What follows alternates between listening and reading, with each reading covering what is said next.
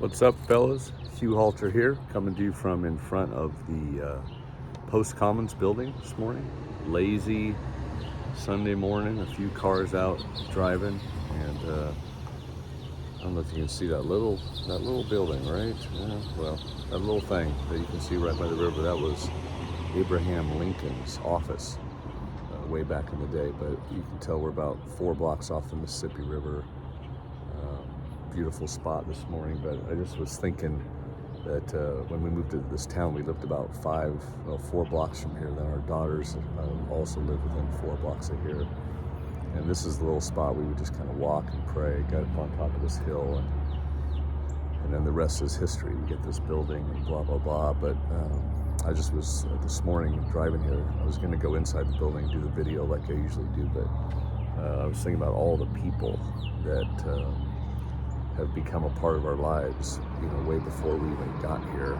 That there was some setup plan, and it wasn't about a ministry or a coffee shop or about the works that we would do. It was literally about all the people. And so I thought, no, maybe today somebody that I know will come by, I can wave to them. Maybe we'll get interrupted by the sounds of cars and other human movement, but Alton generally Sunday morning's pretty quiet. But I hope we'll run into a little bit of a personal element today, because that's where we're at. We're on our last talk of 2 Timothy. So good job, guys. We made it through 2 books, but I'm not going to actually read the passage because I forgot my Bible today. I put it on the top of my truck. It's somewhere on the river road, as we call it. I'll look for it on my way home. But so if one of you in your group would open up the scripture and read the very last part of 2 Timothy chapter 4. In most of your translations, it's going to say at the top of it, it's called personal remarks. And, the people that put the scriptures together, they obviously always put a subject title at the top to just kind of tell you what's coming. But I just want to tell you, personal remarks is now the title of your life. It's a reminder that everything we're doing is a people game. As you read that, you'll see he's just writing a letter to his buddy Timothy, but he's mentioning all these people, and some of these people, he says, hey, this guy, this metal worker guy, man, he's just been a pain in the, you know what, he's just causing me trouble everywhere I go. So he calls that guy out. He mentions other guys he loves. He says, hey, bring those guys to me. Sometimes he even mentions a personal item. I love this part. He said, hey, I left my coat back in whatever, I forget the place, but he said, make sure that when you guys come, can you bring my coat with you? That's how personal it was to Paul. Everything, it wasn't about ministry or about the church or about programs or highfalutin, hey, we're going to change the world. None of these guys knew what God was going to do. All they knew was that he had given them friends and foes and enemies and people that would be in partnership with them, and they knew something about the kingdom and the story of Jesus, but it was all very, very personal for them. And I don't want us to move past that, even as we get into another book, that the story of following Jesus is always about people, and there's no way to get away from it. I've told you guys, that I'm an introvert. I'm also old, so I've done a lot of people time. And as the great theologian Billy Currington said in a country song, God is great, beer is good, and people are freaking crazy. And that has borne out in my life. And if there's anything I would love to do, is to get away from them. Tired of these metal workers always there's always people in our lives. It could be in our company, our neighborhood, it could literally be a neighbor, it could be even somebody in our family right now. There's always somebody that's giving you a hard time. It just makes you want to quit. And when we look at the general humanity issue right now, everybody's shooting each other and fighting with each other and trying to take over countries, and it almost seems like there's no thought of human life. And I want you to remember that if you follow Jesus, you always have to really make humanity or human life the very most important thing. It's the people that God's given you. And I think about my buddy Taylor that moved up here with us, and they got 5 kids. Had a friend give us a house on this really rough part of Alton. And this family of 5 moves in, and they brought a homeless man with them named Milt, African-American brother that they met on the streets of Birmingham, and their family just took him in. So he's a part of it. So now they have 6 kids, they would say. And then just a couple weeks ago, they're out having coffee on a Sunday morning. Nice, just coffee time with he and his wife, and they open up the door, and there's another guy that they don't know sleeping on their porch. And where most of us would go, oh, hey, babe, I got a homeless guy sleeping on the porch. Like, who do we call to remove this person from our lives? They didn't. They just asked him his name, and they invited him in for breakfast. And he's now a part of all of our community. He'll start working with me on a fix and flip house tomorrow. And he'll just become a part of the family. I think about the beauty of that simple story of, like, whatever people come across our path, instead of trying to figure out how to get around them or how to get through them or how to use them for what we're doing or whatever, just to realize that every single day, every second, God is trying to think of people to put in our pathway.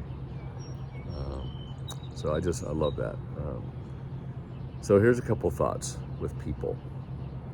And I kind of, these would be summaries of everything that we've talked about so far related to how to view your calling of following Jesus, what it means to be a disciple, what it means to disciple others.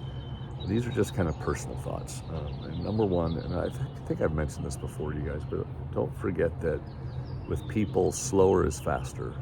I know most of us are type A, we're trying to get stuff done. But when it comes to people, you got to slow down.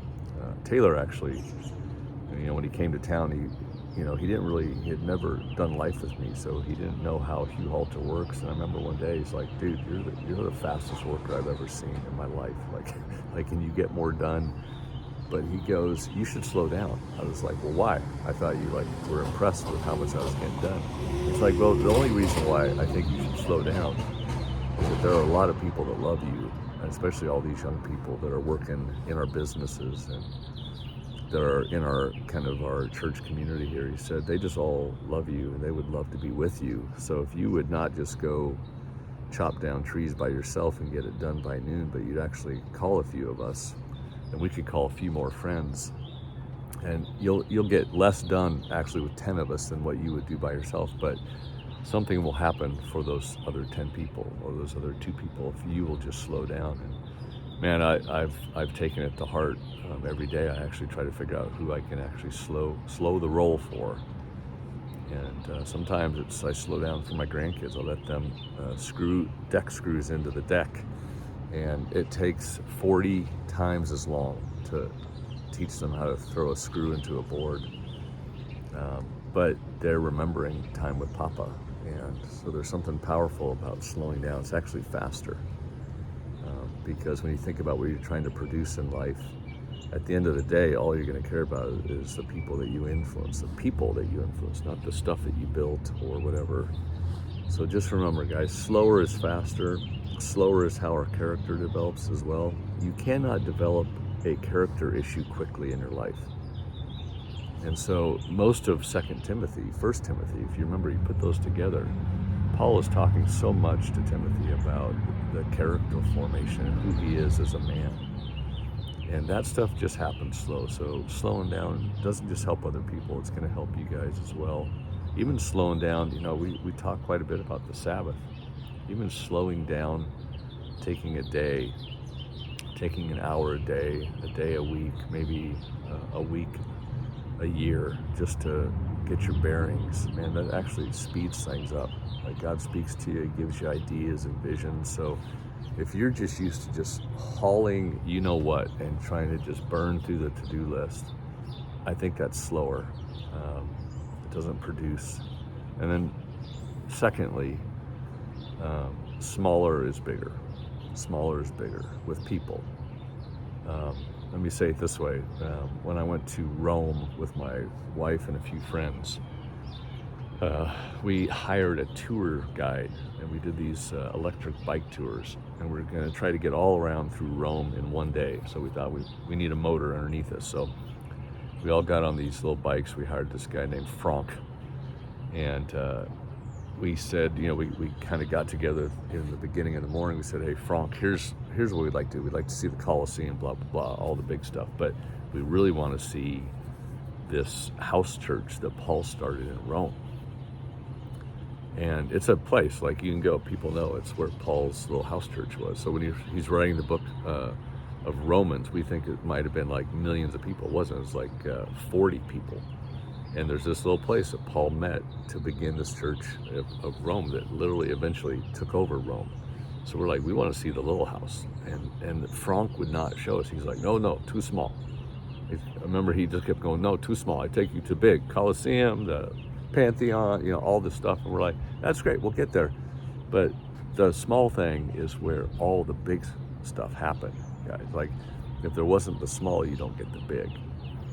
And therein lies just another great thing for us, that our ability to impact the world and influence as much as we can happens in the very, very small spaces. And so when you think about people, think about the works that you're having to do, the mundane time. Remember working in this building for 11 months, 12, 16 hours a day by myself. My daughter would come by and just kind of, we'd talk things through, and then I keep working.